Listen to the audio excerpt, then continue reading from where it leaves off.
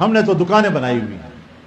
ہمارے سیزن آتے ہیں نا, کبھی ربیع الاول کا سیزن آئے گا تو ہمارے خطیبوں کی ڈائری کا ایک ورق فارغ نہیں ہوگا. کبھی محرم کا بھی آئے گا تو شیعوں کے ذاکروں کا اور ہمارے خطیبوں کا کوئی ایک ورق بھی خالی نہیں ہوتا, اور سال میں یہی دن ہوتے ہیں.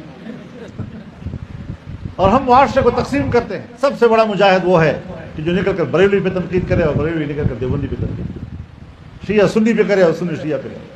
یہ جو صحابہ کرام کے درمیان مشاجرات کا مسئلہ ہے, تو جہاں جہاں کچھ تھوڑا بڑا جھگڑا ہوا ہے, ہمیں ان کی صرف یہی حدیثیں اور روایات یاد ہیں؟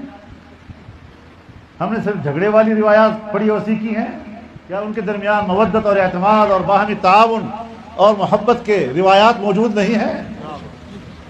95% ان کی زندگیوں کے اس پہلو کو ہم نے پردے میں چھپا لیا ہے, اور 5% کو ہم اجاگر کر رہے ہیں, اس سے اپنے اسٹیج اور نمبر پر گرما رہے ہیں.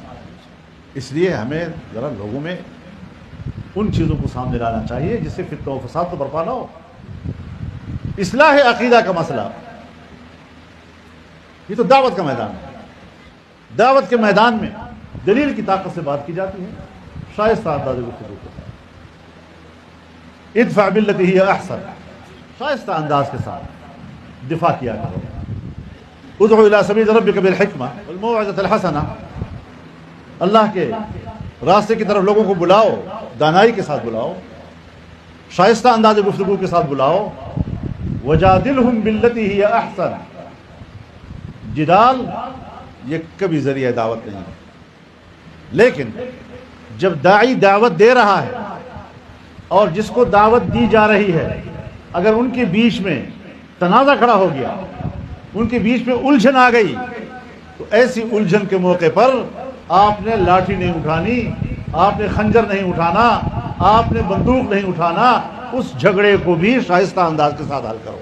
یعنی ہے تو جدال, ذریعہ دعوت تو نہیں, لیکن ایسی صورتحال بن گئی تو پھر اس جدال کو اس طرح انجام پہ پہنچاؤ کہ اس کا نتیجہ و مآل وہی ہو جو حکمت اور حسن موعظت کا ہے. اس کو ٹھیک کرنا ہوتا ہے. لیکن ہم نے کیا حاصل کیا ہوگا؟ یہی چیزیں آج عالمی قوتیں ہمارے خلاف بطور ہتھیار استعمال کر رہی ہیں. یہی باتیں ہماری اسٹیبلشمنٹ ہمارے خلاف استعمال کر رہی ہے. مذہب آئے گا تو یہ ہوگا, تو مذہب آئے گا تو یہ ہوگا, تو مذہب آئے گا تو یہ ہوگا.